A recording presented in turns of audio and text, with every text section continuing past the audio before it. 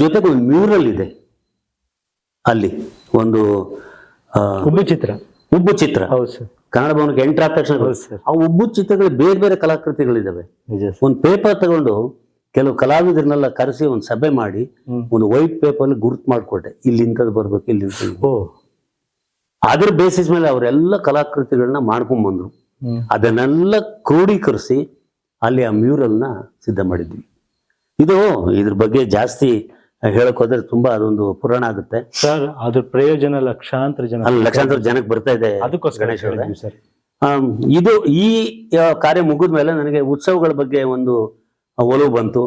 ಹಂಪಿ ಉತ್ಸವ, ಕದಂಬೋತ್ಸವ, ಕರಾವಳಿ ಉತ್ಸವ, ಕಿತ್ತೂರು ಉತ್ಸವ, ಆಮೇಲೆ ಇದು ಲಕ್ಕುಡಿ ಫೆಸ್ಟಿವಲ್, ಮೈಸೂರು ದಸರಾ, ಕರಾವಳಿ ಉತ್ಸವ, ಇವೆಲ್ಲನೂ ಮಾಡ್ಕೊಂಡು ಜಿಲ್ಲಾ ಉತ್ಸವಗಳಿಗೆ ಒಂದು ಚಾಲನೆ ಕೊಟ್ವಿ. ಅದು ಒಂದು ದೊಡ್ಡ ಸಾಧನೆ ಅಂತಲೇ ಹೇಳಬೇಕು. ಅದ್ಭುತವಾದ ಉತ್ಸವಗಳ ಮೂಲಕ ನೂರಾರು ಜನ, ಸಾವಿರಾರು ಜನ ಕಲಾವಿದರಿಗೆ ವೇದಿಕೆ ಸಿಕ್ಕಂಗಾಯ್ತು. ಆ ಉತ್ಸವಗಳ ಬಗ್ಗೆ ಹೇಳ್ತಾ ಇದ್ರಿ ಅದನ್ನ.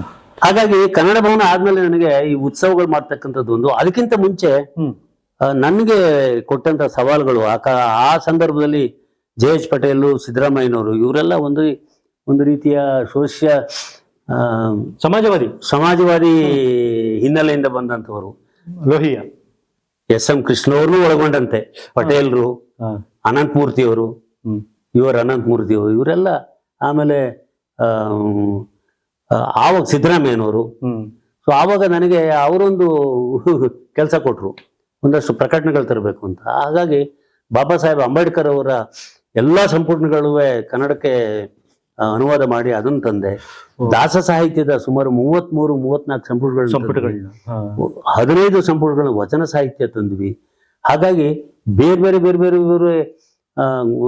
ಕಾಲಘಟ್ಟದಲ್ಲಿ ಬಂದಂತ ಸಾಹಿತ್ಯದ, ವಿಶೇಷವಾಗಿ ಕುವೆಂಪು ಅವರ ಇದು ರಾಮಾಯಣ ದರ್ಶನವನ್ನ ಹಸ್ತಪ್ರತಿಯನ್ನ ನಾನು ಯಥಾವತ್ತಾಗಿ ಮುದ್ರಣ ಮಾಡಿ ಪ್ರಕಟಣೆ ಮಾಡಿದೆ. ಅದು ಹಸ್ತಪ್ರತಿ 1000 ಕೃತಿಗಳನ್ನ ಮಾಡಿ ಅವೆಲ್ಲ ತಂದ್ವಿ. ಆಮೇಲೆ ಬೇರೆ ಬೇರೆ ಕವಿಗಳದು, ಜಿ.ಎಸ್. ಆಗ್ಬೋದು, ವೆಂಕಟೇಶ್ ಮೂರ್ತಿ, ಲಕ್ಷ್ಮಣರಾವ್, ಲಕ್ಷ್ಮಣ್ ಭಟ್ರು, ನಿಸಾರ್ ಅಹಮದ್, ಎಲ್ಲರ ಕವನ ಸಂಕಲನಗಳು ಕೂಡ ಅವಾಗ ಪ್ರಕಟಣೆ ಆಯ್ತು ಇಲಾಖೆ ಮೂಲಕ. ಆ ಪುಸ್ತಕ ಪ್ರಾಧಿಕಾರನೇ ಇದೆ ಈಗ, ಅದು ಎಷ್ಟು ಮಟ್ಟಿಗೆ ಕೆಲಸ ಮಾಡ್ತಾ ಇದೆ ಅಂತ ನನಗೆ ಗೊತ್ತಿಲ್ಲ.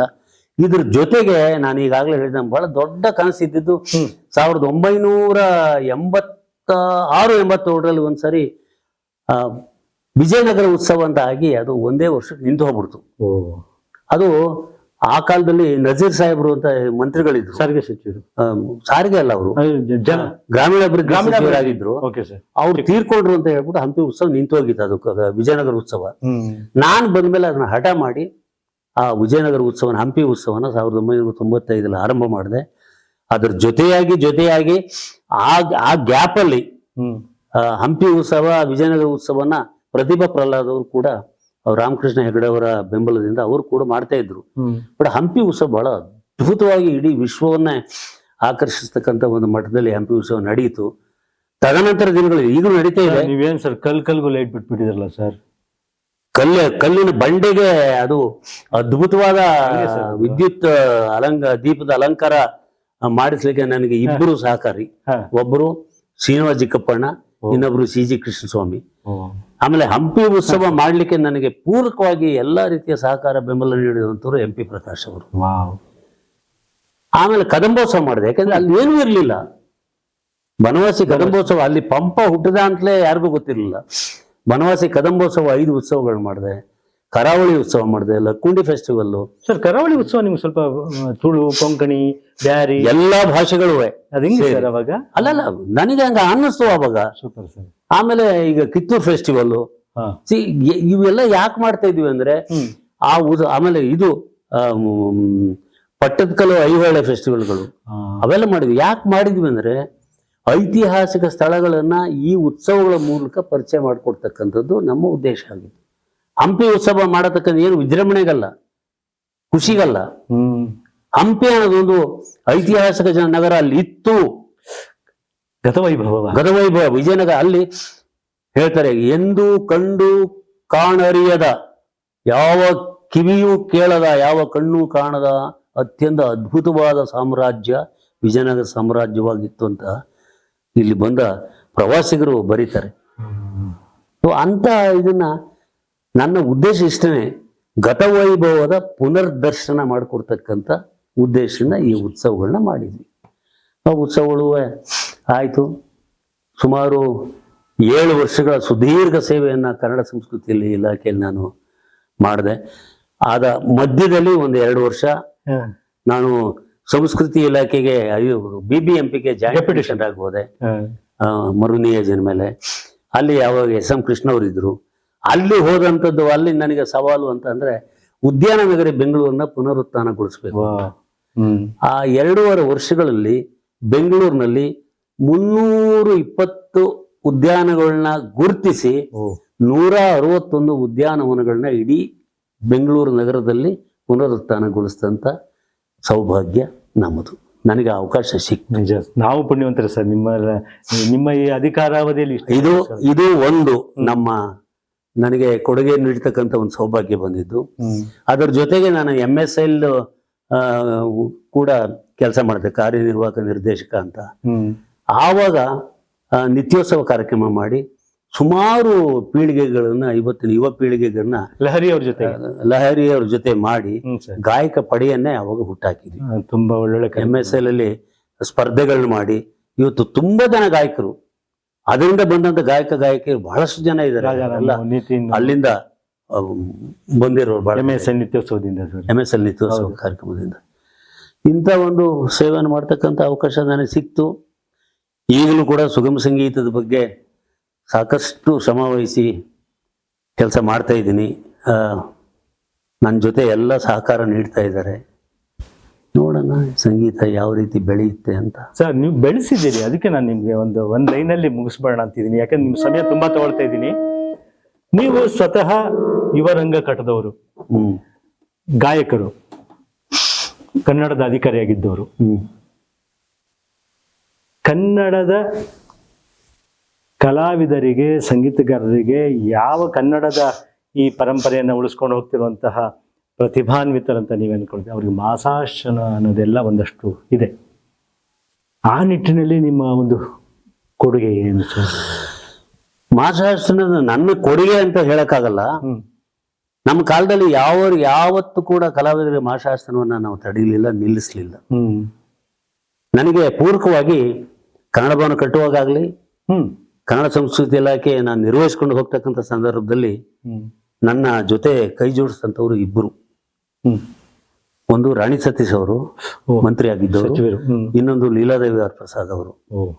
ನನ್ನ ಜೊತೆ ಇನ್ನೊಬ್ರು ನನ್ನ ಬೆನ್ನೆಲುಬಾಗಿ ನಿಂತವರು ಚಂದ್ರಹಾಸ್ ಗುಪ್ತ ಅವರು, ಕನ್ನಡ ಮತ್ತು ಸಂಸ್ಕೃತಿ ಇಲಾಖೆ ಕಾರ್ಯದರ್ಶಿಗಳಾಗಿದ್ರು. ನನಗೆ ಮಾಸಾಸನವನ್ನ ಯಾವತ್ತೂ ಕೂಡ, ಈಗ ನೀವು 1 ಹೊತ್ತು ಊಟ ಮಾಡ್ಬಿಟ್ಟು 2 ಹೊತ್ತು ಉಪವಾಸ ಇರ್ತೀರಿ ಅಂದ್ರೆ ಅದು ಬೇರೆ. ಅದು ನಿಮ್ಮ ಅನುಭವ, ನಿಮ್ಮ ಸ್ವಭಾವ. ಅದು ನೀನು ನಿರಂತರವಾಗಿ ಉಪವಾಸ ಇರುವಂದ್ರೆ ಇರ್ತೀರಾ? ಚಾನ್ಸ್ ಇಲ್ಲ. ಹೊಟ್ಟೆ ಚುರುಕು ಕೊಡ್ತಲ್ಲ. ಹಾಗೇನೆ ಮಾಸಾಸನ ಕೊಡದೇ ಇದ್ರೆ ಅವ್ರಿಗೊಂದು ಜೀವನ ತಾನೇ ಅದು. ಅದನ್ನು ಯಾವತ್ತೂ ನಿಲ್ಲಿಸ್ಲಿಲ್ಲ. ದುರಾದೃಷ್ಟವಶಾತ್ ಇವತ್ತು ಸಾವಿರಾರು ಜನ ಮಾಸಾಸನಕ್ಕೋಸ್ಕರ ಕಾಯ್ತಾ ಇದ್ದಾರೆ. ಸರ್ಕಾರ ಕ್ರಿಯಾಶೀಲವಾಗಿ ಅದ್ರ ಬಗ್ಗೆ ಗಮನ ಹರಿಸ್ತಾ ಇಲ್ಲ. ಒಂದು. ಎರಡನೇದಾಗಿ ನೂರಾರು ಸಂಘ ಸಂಸ್ಥೆಗಳು ಇವತ್ತು ಅನುದಾನದ ಕೊರತೆಯಿಂದ ಬಳಲ್ತಾ ಇದ್ದಾರೆ. ಈ ವರ್ಷ ಅನುದಾನ ಅವ್ರು ಘೋಷಣೆ ಮಾಡಿದ್ ಬೇರೆ, ಅನುದಾನ ಬಿಡುಗಡೆ ಮಾಡಿದ ಮೊತ್ತ ಬೇರೆ. ಹಾಗಾಗಿ ಸಂಸ್ಕೃತಿ ಇಲಾಖೆಯಲ್ಲಿ ಕೆಲಸ ಮಾಡ್ತಕ್ಕಂಥ, ಸರ್ಕಾರದ ವತಿಯಿಂದ ಕೆಲಸ ಮಾಡ್ತಾ ಇರ್ತಕ್ಕಂಥ ಸಚಿವರಿಗೆ ಆ ಒಂದು ಕಾಳಜಿ ಬರಬೇಕು. ಅದು ನನ್ನ ಒತ್ತಾಯ. ಯಾವಾಗಲೂ ಅದು ತುಂಬ ಬೇಸರದಿಂದ ಹೇಳ್ತಾ ಇದ್ದೀನಿ. ಈಗ ಕಲಾವಿದರ ಬಗ್ಗೆ ಒಂದು ಅಸಡ್ಡೆ ವರ್ತನೆಯನ್ನ, ಅಸಡ್ಡೆತನವನ್ನ ತೋರಿಸ್ತಕ್ಕಂಥ ಒಂದು ಪರಿಸ್ಥಿತಿ ಉದ್ಭವ ಆಗಿರ್ತಕ್ಕಂಥದ್ದು ಬಹಳ ದುರಾದೃಷ್ಟಕರ. ಸಿದ್ದರಾಮಯ್ಯನವರಿಗೆ ಕಲಾವಿದರ ಬಗ್ಗೆ ಅದ್ಭುತವಾದ ಗೌರವ ಇದೆ, ಅಪಾರ ಅನುಭವ ಇದೆ. ಅವರು ಇಡೀ ಕಲಾ ಪ್ರಪಂಚವನ್ನ ಬಹಳಷ್ಟು ವರ್ಷಗಳಿಂದ ನೋಡಿದಂಥವ್ರು, ಬಲ್ಲವರು. ಆಯ್ತಾ? ಅವರು ಕೆಳಗಡೆ ಕೆಲಸ ಮಾಡ್ತಕ್ಕಂಥ ಸಚಿವರು ಈಗ ಅದ್ರ ಬಗ್ಗೆ ಗಮನ ಹರಿಸ್ಬೇಕು. ತುಂಬಾ ಸಂಘ ಸಂಸ್ಥೆಗಳು ಆ ಕೊರತೆಯಿಂದ ಇವತ್ತು ಕೂಡ ಅವ್ರಿಗೆ ಹೆದರಿಕೆ ಆಗಿದೆ. ಎಲ್ಲಿ ನಮಗೆ ಕಡಿತಗೊಳಿಸ್ತಾರೋ, ಎಲ್ಲಿ ನಮ್ಗೆ ಕೈ ಬಿಡ್ತಾರೋ ಅನ್ನೋದೊಂದು. ಹಾಗೇನೆ ಮಾಶಾಸನದ ಸಾವಿರಾರು ಅರ್ಜಿಗಳು ಈಗ ಇಲಾಖೆಯಲ್ಲಿ ಪೆಂಡಿಂಗ್ ಇದಾವೆ ಅಂತ ನನ್ನ ಗಮನಕ್ಕೆ ಬಂದಿದೆ. ಅದೆಷ್ಟು ನಿಜನ ಸುಳ್ಳು ಗೊತ್ತಿಲ್ಲ. ಅದನ್ನ ಇತ್ಯರ್ಥ ಮಾಡಬೇಕು. ಯಾವ ಕಲಾವಿದರು ಕೂಡ ಮಾಶಾಸನದಿಂದ ಅವರ ಜೀವನಾಂಶ ಜೀವನ ನಡೆಸ್ತಕ್ಕಂಥದ್ದಕ್ಕೆ ಕೊರತೆ ಆಗಬಾರದು. ಅದು ನನ್ನ ಒಂದು ಮನವಿ. ಸರ್, ಇವಾಗ ಕನ್ನಡದ ಮತ್ತೆ ಕನ್ನಡೇತರರ ಇವತ್ತಿನ ಸಂದರ್ಭದಲ್ಲಿ ಸವಾಲುಗಳು, ಮತ್ತೆ ನೀವು ಇವತ್ತು ಈ ಕ್ಷಣದಲ್ಲಿ ಕನ್ನಡಿಗರಿಗೆ, ಕರ್ನಾಟಕದಲ್ಲಿರೋರಿಗೆ ನೀವೊಂದು ಕನ್ನಡದ ಅಧಿಕಾರಿಯಾಗಿ, ರಾಯಭಾರಿಯಾಗಿ ನಾವು ಹೇಳ್ಬೋದು ಖಂಡಿತವಾಗಿ ಸುಗಮ ಸಂಗೀತ ಪರಿಷತ್ತಿನ ಹಿನ್ನೆಲೆಯಲ್ಲಿ ಏನು ಹೇಳಕ್ ಬಯಸ್ತೀರಿ ಸರ್? ಏನಿಲ್ಲ, ಕಣಿವೆಯವ್ರದ್ದು ಒಂದು ಮಾತು, 2 ಮಾತನ್ನು ಅವರು ಬಹಳ ಚೆನ್ನಾಗಿ ಹೇಳಿದ್ರು. ಕಣಿವೆಯವರು, ಕಾವ್ಯ ಕವಿಯ ಸೃಷ್ಟಿ, ಆದರೆ ಅದು ಮರುಸೃಷ್ಟಿ ಸಂಗೀತಗಾರನದು. ಹಾಗೆ ಕಣಿವೆಯವರು 1973ರಲ್ಲಿ ಅಂತ ಕಾಣುತ್ತೆ, ದೇವರಾಜ ಅರಸುವರ ಮುಖ್ಯಮಂತ್ರಿಗಳಾಗಿದ್ದಂಥ ಸಂದರ್ಭದಲ್ಲಿ ಮೈಸೂರು ಸಂಸ್ಥೆ ಕರ್ನಾಟಕ ಆಯಿತು. ಕರ್ನಾಟಕ ಆದಾಗ ಕಣಿವೆಯವರು ಒಂದು ಪದ್ಯ ಬರೆದು, ಹೆಸರಾಯಿತು ಕರ್ನಾಟಕ ಉಸಿರಾಗಲಿ ಕನ್ನಡ.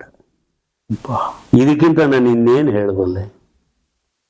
ಕರ್ನಾಟಕ ಹೆಸರಾಯಿತು, ನಮ್ಮ ಉಸಿರಾಗಲಿ ಕನ್ನಡ, ನಮ್ಮ ಉಸಿರೇ ಕನ್ನಡವಾಗಿರಬೇಕು.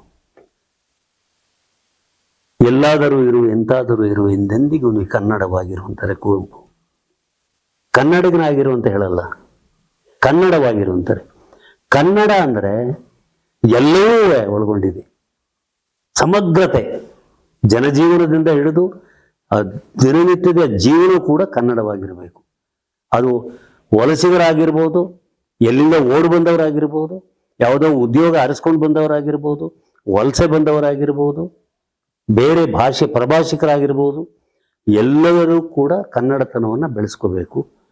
ಎಲ್ಲಿ ಇರ್ತೀವೋ ಅಲ್ಲಿ ಅವರಂತೆಯೇ ಬಾಳಬೇಕು. ಅಲ್ಲಿಯ ನೆಲ, ಅಲ್ಲಿಯ ಜಲ, ಅಲ್ಲಿಯ ಕಾನೂನು, ನೆಲದ ಕಾನೂನು ಗೌರವಿಸಬೇಕು. ಆ ನೆಲವನ್ನು ನಮ್ಮದು ಅಂತ ಪ್ರೀತಿಸಬೇಕು. ಅದು ಕನ್ನಡತನವನ್ನು ಮರೆಯುವ ಒಂದು ಗುಣ. ಇದು ಎಲ್ಲರೂ ಬೆಳೆಸ್ಕೋಬೇಕು ಅಂತ ನನ್ನ ಸವಿನಯ ಪ್ರಾರ್ಥನೆ. ಮುದುಕೃಷ್ಣ ಸರ್, ನಾವು ಊಟಕ್ಕೆ ಕೂತ್ಬಿಟ್ಟಿದ್ವಿ, ನೀವು ಕನ್ನಡದ ರಸದೌತಣವನ್ನು ಉಡಿಸ್ಬಿಟ್ರಿ, ಸಂಗೀತದ ರಸದೌತಣ ಉಣಿಸ್ಬಿಟ್ರಿ. ನಮಗೆ ಒಟ್ಟು ಹೋಗೋಣ. ಇಲ್ಲಿವರೆಗೂ ನಿಮ್ಮ ಸುದೀರ್ಘವಾದ ಸಮಯ ತಗೊಂಡ್ಬಿಟ್ಟೆ. ಏನು ಇಲ್ಲ, ನನ್ನ ಒಂದು ಸ್ವಾರ್ಥ ಇರ್ಬೋದು, ಕನ್ನಡದ ಸ್ವಾರ್ಥ ಇದು. ನೀವು ಮಾಡಿದ ಸಾಧನೆ ಇದೆಯಲ್ಲ, ಕನ್ನಡ ಕಟ್ಕೊಟ್ಟಿದ್ದು, ಸಂಗೀತ ಕಟ್ಕೊಟ್ಟಿದ್ದು, ಸುಗಮ ಸಂಗೀತ ಕಟ್ಕೊಟ್ಟಿದ್ದು, ಈ ಎಲ್ಲ ಹಿನ್ನೆಲೆಯಲ್ಲಿ ನಾನು ಇಷ್ಟೆಲ್ಲ ವಿಚಾರಗಳನ್ನ ಕೆದಕ್ಬೇಕಾಯ್ತು. ತಾವು ಬೇಜಾರು ಮಾಡ್ಕೊಳ್ದೆ ಎಲ್ಲ? ಇಲ್ಲ ಇಲ್ಲ ಇಲ್ಲ ಇಲ್ಲ, ಅಯ್ಯೋ ಬೇಸರ ಇಲ್ಲ.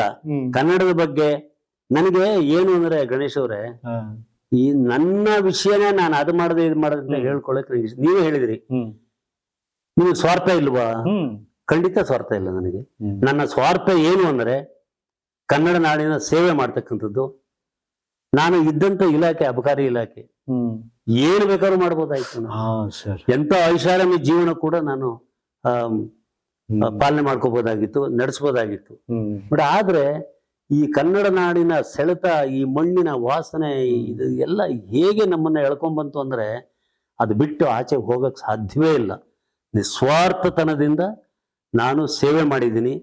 ಇವತ್ತು ನಿಮ್ಮ ಮೂಲಕ ನಾನು ಮಾಡಿದಂಥ ಸಣ್ಣ ಪುಟ್ಟ ಸೇವೆ ಅದು ಜನತೆಗೆ ಪರಿಚಯ ಆಗಿ ಅವ್ರಿಗೇನಾದ್ರೂ ಹೌದಾ ಇವ್ರು ಇದನ್ನೆಲ್ಲ ಮಾಡಿದಾರ ಅಂತ ಒಂದು ಮನಸ್ಸಿಗೆ ಬಂದ್ರೆ ನನ್ನ ಜೀವನ ಸಾರ್ಥಕ ಮತ್ತು ನಾನು ಕೃತಾರ್ಥ.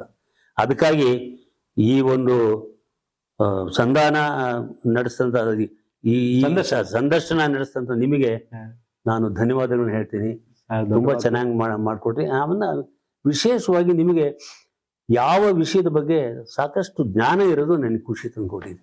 ನಿಮಗೆ ಆಳವಾದ ಜ್ಞಾನ ಕೂಡ ಇದೆ, ಸಂಗೀತದ ಬಗ್ಗೆ, ಸಾಹಿತ್ಯದ ಬಗ್ಗೆ, ಈ ನಾಡಿನ ಬಗ್ಗೆ, ಈ ನಾಡಿನ ಜನತೆ ಬಗ್ಗೆ ಇದೆ. ಒಳ್ಳೆಯದಾಗಲಿ. ನನಗೆ ಈ ಅವಕಾಶವನ್ನು ಕೊಟ್ಟಿದ್ದಕ್ಕೆ ಮತ್ತೊಮ್ಮೆ ನಿಮ್ಮ ನೆಲಮುಗ್ಲಿಗೆ ಚಾನಲ್ಗೆ ಧನ್ಯವಾದಗಳು ಸಲ್ಲಿಸ್ತೀನಿ. ನಮಸ್ಕಾರ. ವೀಕ್ಷಕರೇ, ಈಗಷ್ಟೇ ಮುದುಕೃಷ್ಣ ಸರ್ ಹೇಳ್ತಿದ್ರು ಮದ್ಯದ ವಾಸನೆ ಅಂತೇಳಿ. ಮದ್ಯದ ವಾಸನೆಯಲ್ಲಿ ಅವರೇನು ನಶೆಯಿಂದ ಬೀಳಲಿಲ್ಲ, ನುಡಿಯ ವಾಸನೆಯಿಂದ ಬಂದು ಕನ್ನಡದ ಕಂಪನ್ನ, ಕನ್ನಡದ ಗಮಲನ್ನ ಇಡೀ ವಿಶ್ವದಾದ್ಯಂತ ಪಸರಿಸಿದ್ದಾರೆ. ಕನ್ನಡದ ಬಗ್ಗೆ, ಕನ್ನಡದ ಈ ಕಂಪನ್ನ, ಕನ್ನಡದ ಈ ಘಮಘಮವನ್ನ, ಅವ್ರ ವಾಸನೆ ಅಂತ ಹೇಳಲ್ಲ ನಾನು, ಇದು ಕನ್ನಡದ ಘಮಘಮನೆ, ಅದನ್ನ ಕಟ್ಕೊಡಲ್ಲಿ, ಉಳಿಸ್ಕೊಡುವಲ್ಲಿ ಕನ್ನಡದ ಅಧಿಕಾರಿಯಾಗಿ, ಅವನ್ನ ನಾನು ಕನ್ನಡದ ಅಧಿಕಾರಿ ಅಂತಾನೆ ಹೇಳ್ಬೋದು ಅನ್ಸುತ್ತೆ. ಕನ್ನಡ ಮತ್ತು ಸಂಸ್ಕೃತಿ ಇಲಾಖೆ ನಿರ್ದೇಶಕರು ಅನ್ನೋದಕ್ಕಿಂತ ಹೆಚ್ಚಾಗಿ ಕನ್ನಡದ ಅಧಿಕಾರಿನೇ, ಕನ್ನಡದ ಮನಸ್ಸೇ, ಕನ್ನಡದ ಸಂಗೀತಗಾರರೇ, ಕನ್ನಡದ ಕಲಾವಿದರೇ ಅವರು, ಕನ್ನಡದ ನಾವೆಲ್ಲ ಕನ್ನಡಿಗರೇ, ನೀವೆಲ್ಲ ಕನ್ನಡಿಗರೇ, ಕರ್ನಾಟಕದಲ್ಲಿರೋರೆಲ್ಲ ಕನ್ನಡಿಗರೇ. ಅವ್ರು ಹೇಳಿದ್ರು, ಕುವೆಂಪು ಅವರು ಕನ್ನಡವಾಗಿರು ಅಂತ ಹೇಳಿ, ನಾವೆಲ್ಲರೂ ಕನ್ನಡವಾಗಿರೋಣ, ಕರ್ನಾಟಕವನ್ನ, ದೇಶವನ್ನ, ಜಗತ್ತನ್ನ ಸುಂದರವಾಗಿಸೋಣ. ಇಂತಹ ಚೇತನಗಳು ನಮ್ಮ ಜೊತೆ ಇರಬೇಕಾದ್ರೆ ನಮ್ಗೆ ಇನ್ನೇನು ಭಯ? ನಮ್ಗೆ ಅವರೆಲ್ಲ ಸ್ಫೂರ್ತಿ ಇದ್ದಾರೆ, ಮಾರ್ಗದರ್ಶಕರಾಗಿದ್ದಾರೆ. ಅವರ ಮಾರ್ಗದರ್ಶನದಲ್ಲಿ ನಾವೆಲ್ಲ ಮುನ್ನಡೆಯೋಣ. ಸರ್, ನಮ್ಮೆಲ್ಲ ವೀಕ್ಷಕರ ಪರವಾಗಿ ಹಾಗೂ ನಾನು ವೈಯಕ್ತಿಕವಾಗಿ ಗಣೇಶ್ BN ನಿಮ್ಗೆ ಆಭಾರಿಯಾಗಿದ್ದೇನೆ ಸರ್.